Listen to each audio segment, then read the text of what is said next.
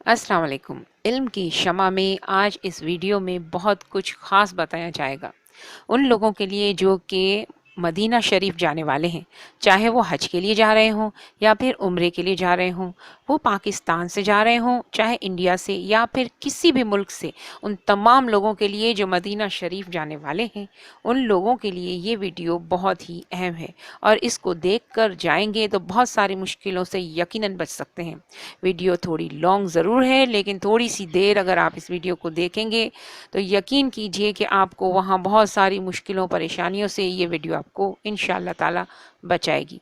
और अब आप सबसे पहले इस वीडियो को लाइक कर लें, ताकि क्योंकि आप इस वीडियो को देखने में इतने गुम हो सकते हैं कि आप इसको लाइक करना भी भूल जाएं। तो आइए शुरू करते हैं। मदीना शरीफ जाने के बाद आपके होटल में बहुत सारे ज़ियारत कराने वाले आपसे जल्द ही रुजू करेंगे। यानी जिस दिन आप मदीना शरीफ पहुंचेंगे, उसके दूसरे दिन ही आपसे ज़ियारत कराने वाले लोग आपसे रुजू करेंगे और आपसे कहेंगे कि 15 से 20 रियाल में या फिर 10 से 15 रियाल में फ़ी बंदा वो आपको ज़ियारत कराने ले जाएंगे। अब मेरा मशवरा आपको ये है कि अगर आप पहली बार मदीना शरीफ गए हैं तो यकीनन आपको इन ज़ियारत कराने वाले लोगों के साथ ज़ियारत कर लेनी चाहिए, क्योंकि आप बिल्कुल नए-नए हैं और आपको किसी चीज़ का कोई इल्म नहीं। लेकिन इनके साथ ज़ियारत करने के बाद आपको अकेले भी ज़रूर ज़ियारत करनी चाहिए, क्योंकि अकेले ज़ियारत करने का मज़ा ही कुछ और है। ये जब आपको ज़ियारत कराने वाले लोग आपको लेकर जाएँगे, तो वो आपको सुबह 7 बजे का टाइम दे देंगे कि भई सुबह 7 बजे आप होटल के बाहर आ जाइए, हमारी बस खड़ी होगी, आप इसमें सवार हो जाइए, हम आपको सुबह सवेरे ले जाएँगे और ज़ोहर की नमाज़ से पहले-पहले, क्योंकि मदीने में 40 नमाज़ें पढ़ी जाती हैं, तो ज़ोहर की नमाज़ से पहले-पहले हम आपको मदीने के हरम शरीफ में उतार देंगे, ताकि आपकी कोई भी नमाज़ मिस नहीं हो। और ये कानून के अंदर है कि वहाँ पर जो लोग भी जाते हैं, उनको ज़ियारत कराने वाले किसी भी नमाज़ के टाइम पर लेकर नहीं जाएँगे, क्योंकि इनकी 40 नमाज़ें फिर छूट सकती हैं।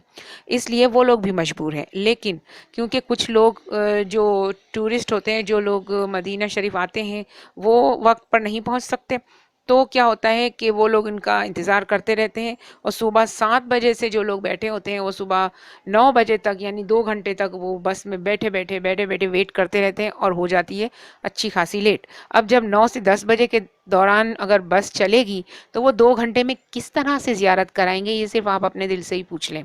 7 से 8 जगहों की ज़ियारत वो कराते हैं। इसमें मस्जिद कुबा है, और अहद का पहाड़ है। जितना टाइम उनके पास होगा, वो उसी टाइम के हिसाब से आपको बाहर-बाहर से ही ज़ियारत कराएँगे, ना तो वो आपको ज़्यादा देर तक के लिए अंदर जाने देंगे, और ज़्यादातर तो आपको बस के अंदर से ही बस सिर्फ़ दूर से दिखा देंगे। बात मदीना में ग़ज़वा अहद और मस्जिद कुबा, ये 2 एक अहम ज़ियारतें हैं, जिस पे हम इतनी दूर से, हम पाकिस्तान से या दूसरे मुल्कों से हम आते हैं, तो हमारा दिल चाहता है कि हम थोड़ी देर इस जगह पर बैठें और इस जगह पे बहुत सारे नफ़ल वगैरह पढ़ें। मस्जिद कुबा इस्लाम की पहली मस्जिद है और उसके अंदर 2 रकात नफ़ल पढ़ने का सवाब उम्रा के सवाब के बराबर कहा जाता है कि इतना बड़ा सवाब है। तो हम इतनी दूर से जब हम जाएँ, तो हमारा दिल चाहता है कि हम 2 रकात नहीं 4 रकात पढ़ें, 10 रकात पढ़ें, 20 रकात पढ़ें, और हम अपने जितने भी रिश्तेदार हैं जो नहीं पहुंच सकते या जितने भी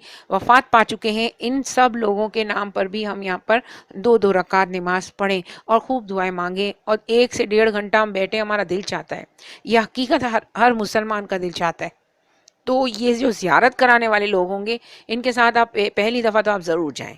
इनका भी हक बनता है और आपको भी कुछ मालूम नहीं। फिर इसके बाद आप पर्सनली तौर पे अकेले जाएँ, और इसका मैं आपको तरीका पूरी तरह से बताऊँगी। वो ज़रूर आप मेरी इस वीडियो को आगे देखें, ताकि आपको पता चले कि किस तरह से आप जाएँगे और किस तरह से लोग धोखा खाते हैं। और यहाँ पर कुछ इंडियंस आए हुए हैं, वो इनकी मैं आपको गुफ्तगू सुनाऊँगी, ताकि आपको पता चले कि किस तरह से वो परेशान हुए और उन्होंने कितनी गलत जानकारी की। क्योंकि यहाँ पर जो ड्राइवर्स हजरात होते हैं, उनको उर्दू तो बिल्कुल भी नहीं आती। यकीन कीजिए, उनको इंग्लिश भी बिल्कुल भी नहीं आती। वो ABCD से बिल्कुल वाकिफ़ नहीं है। वो यमनी होते हैं, वो यहाँ के जो हैं वो मतलब गाँव से आते हैं। इनको बिल्कुल भी उर्दू और इंग्लिश का ABCD और अलिफ बे पे कुछ भी नहीं आता। तो वो सिर्फ़ और सिर्फ़ अरबी जानते हैं। लिहाजा वो इंडियंस हजरात गए और उन्होंने जो है वो इनसे बातचीत की। वो बेचारों, इनको मैंने दूसरी दफ़ा भेजा, लेकिन दूसरी दफ़ा भी ये गलत गाइडेंस लेके आ गए, और मैं आपको इसकी सही गाइडेंस भी बताऊंगी, और हमने क्या किया, हम कहाँ गए, ये भी मैं आपको पूरी रिपोर्ट दूंगी।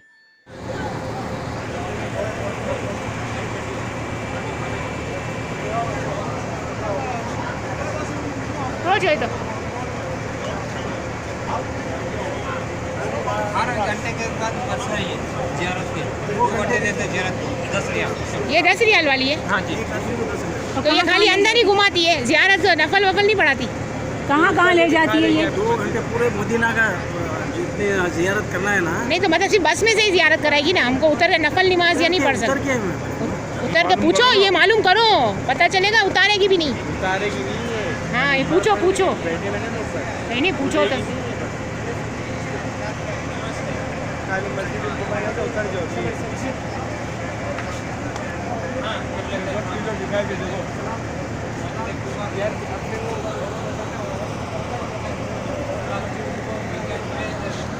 ये ज़्यादा ज़्यारतें करवा रही है शायद, ये बस 10 रियाल में काफ़ी सारी ज़्यारतें करवाएगी। दो रियाल में शायद मस्जिद कुबा तक ले जाती है। हाँ टिकट लेने का हाँ ये बस जाती है, हाँ। तुम नमाज पढ़ के दूसरी बस में वो टिकट चलता 24 घंटे चलता। अच्छा, तो ये हम लोग, अच्छा वो चलता है, ये बहुत अच्छी बात है। तो कितने, 10 रियाल का ये है? बेंगलुरु में चलता ना। ये हाँ। कितने रियाल लेते हैं? 10 रियाल। एक बंदे का। कहाँ पहुँचाएंगे? ये पहुँचाएंगे कहाँ पे? तुम मस्जिद कुबा में उतरे, हाँ। नमाज वगैरह पढ़े तो चली जाती। अच्छा कुछ नमाज पढ़ के बाहर आने के बाद जो बस रहती है उसमें बैठने का। तो ये वो आगे ले जाएगी। ले जाए। ये कितने बजे से चलती है? तो वो पैसे नहीं लेगी, चालू 24 घंटे चालू वो पैसे नहीं लेगी, वो पैसे नहीं नहीं वो लेगी। टिकट चलेगा। टिकट चलेगा। टिकट सारी बसें चलाएंगी? अच्छा, 11 पॉइंट और टिकट खरीदने कहाँ से? पॉइंट बताइए। यहीं से इनके जो बस खड़े रहते हैं आगे खरीद लेने का यही लगते सही है ना? यही बस में और सुबह 11 कितने बजे निकलती है? फजर के बाद चालू 10 रियाल, 10 रियाल। 24 घंटे चालू ही रहेगा। अच्छा है, नहीं नहीं जी। तो आपने ये तमाम गुफ्तगू सुनी। ये इंडियन हजरात थे, हमारे पाकिस्तानी हो या इंडियन हो, सीधे साधे लोग। इनको ना तो इंग्लिश आती है, ना तो ये अरबी जानते हैं। तो इन्होंने इशारों में सिर्फ़ और सिर्फ ये सवालात इनसे पूछे। तो उन जो ड्राइवर हजरात हैं उन्होंने भी जो है वो इशारों में ही इनको बताया, इसलिए इनको बहुत बड़ी गलतफहमी हो गई। ये जो टूरिस्ट बस है, ये ऊपर और नीचे डबल स्टोरी बस होती है। इसको आप गौर से देख लें। इस बस का जो किराया है वो 10 रियाल हरगिज़ नहीं है, और इसका किराया 60 रियाल से 80 रियाल तक के दरमियान है। यानी कि सीज़न के हिसाब से ये 60 से लेके 80 के दरमियान किसी भी इसमें होता है। कभी 60 रियाल भी होता है हज के दौरान, और इसके बाद ये 80 रियाल तक भी इसका किराया होता है एक बंदे का। लिहाजा मैं आपको ये कंफर्म मालूमात दे रही हूँ, ये बिल्कुल भी 10 रियाल की बस नहीं है। हमने खुद ने इसके बूथ पे जाके मालूम किया, इसका पम्फलेट देखा और अरबी में इन लोगों से मालूमात की, तो हमें पता चला कि इसका किराया 60 रियाल था उस दौरान। और जब हम हज के लिए गए थे, अब उम्रे के दौरान इसका किराया ज़्यादा भी हो सकता है और 60 भी हो सकता है, लेकिन 60 रियाल से कम इसका किराया हरगिज़ नहीं है। और दूसरी बात इन्होंने जो मालूम की कि ये इसका जो टिकट है वो हर पॉइंट पर आपको ये चलेगा। तो ये इसके 11 पॉइंट हैं, ये बस 11 पॉइंट पे उतारती है आपको। 11 पॉइंट पे आप उतर जाएं और थोड़ी देर के बाद आप जब भी चढ़ना चाहें तो इस बस की जगह दूसरी बस आ जाएगी और आप उस पर ये टिकट दिखाकर चढ़ सकते हैं। और ये टिकट 24 घंटे तक वैलिड रहता है। ये बात इन्होंने सही मालूम की, लेकिन किराए में इन लोगों को समझ नहीं आई और ये 10-10 रियाल करके ये आ गए। लिहाजा मेरी ये कंफर्म मालूमात है, जो भी उम्रे के लिए हज के लिए जाएं और टूरिस्ट बस में अगर बैठें तो वो ये याद रखें कि इसका किराया 10 रियाल हरगिज़ नहीं है, और ये 24 घंटे तक होती है इसकी वैलिडिटी। और आप किसी भी जगह पर उतरें और वहाँ पर यही टूरिस्ट डबल स्टोरी बस आपको दिखेगी मदीना की ज़ियारतों वाली, इसी में आप चढ़ सकते हैं और वो आपको दूसरे पॉइंट पे उतार देगी, फिर वहाँ से आप तीसरे पॉइंट के लिए चढ़ जाएं। ये है इसका सही तरीक़ेकार। अब दूसरी बात मैं आपको ये बताऊं कि हम क्योंकि इतनी ज़्यादा इस्तात नहीं रखते थे कि एक एक बंदे के लिए 60-60 रियाल खर्च करें, और फिर दूसरी बात ये कि 24 घंटे के लिए हम जा भी नहीं सकते थे क्योंकि बार बार नमाज का वक्त हो जाता है, तो हम बार बार नमाज के लिए नहीं आ सकते। सिर्फ 11 पॉइंट ही घुमाएगी और फिर हम वहाँ से इतनी दूर से हम नमाज पढ़ने के लिए किस तरह आते। तो ये मुश्किल और नामुमकिन दोनों चीज़ें साथ थी हमारे लिए, इसलिए हमने चूज़ की 3 रियाल वाली बस, जो कि आपको इस ही बस के साथ खड़ी हुई एक ब्लू कलर की बस नज़र आ रही है। उस बस के अंदर हम बैठे और वो 3 रियाल की बस है और उसके 3 रियाल का टिकट भी मैं आपको दिखाऊंगी। तो ये टिकट जो है वो आपको जिसमें टाइमिंग भी लिखी हुई है और इस टाइमिंग के हिसाब से आपको ये बस एक दफ़ा उतारेगी और फिर दूसरी दफ़ा आपको पिक भी कर लेगी, यानी कि ये 2 टिकट जुड़े हुए साथ होते हैं और इन जुड़े हुए 2 टिकटों में से एक टिकट तो आपको ये उसी वक्त ले लेगी जबकि आपको मस्जिद कुबा में उतारेगी, और दूसरी बार जो टिकट ये आपसे लेगी जब आप दूसरी दफ़ा वहाँ से चढ़ेंगे। तो इसी बस में याद रखिएगा, जिस कंपनी की बस में आप चढ़े हैं और जिस कंपनी की बस का आपने टिकट लिया है उसका नाम बड़े बड़े अल्फाजों से इस बस के बाहर लिखा होता है। तो आप इसी कंपनी की बस आपको जहाँ से उतारेगी वहीं पर से आपको दूसरी बसें मिलेंगी। तो आप ये जो टिकट आधा आपको दिया जाएगा वापसी के लिए, तो आप इस टिकट से दोबारा इसी कंपनी की बस में चढ़ के मस्जिद नबवी के बकी गेट के पास आप उतरेंगे। याद रखिएगा, मस्जिद नबवी का जो बकी गेट है, जन्नतुल बकी का जो गेट है, उसके पास आपको ये बस उतारेगी और वहीं से आपको चढ़ना है। ये बात आप बिल्कुल कंफर्म और जहन नशीन कर लें कि इसका जो पॉइंट है वो जन्नतुल बकी का जो गेट है उस तरफ ही आपको ये पॉइंट मिलेगा और आप इस पॉइंट पर जाकर बस में बैठ सकते हैं और मस्जिद कुबा से वापसी पर भी आप उनको यही कहें कि बकी गेट के पास हमें उतरना है, जन्नतुल बकी गेट।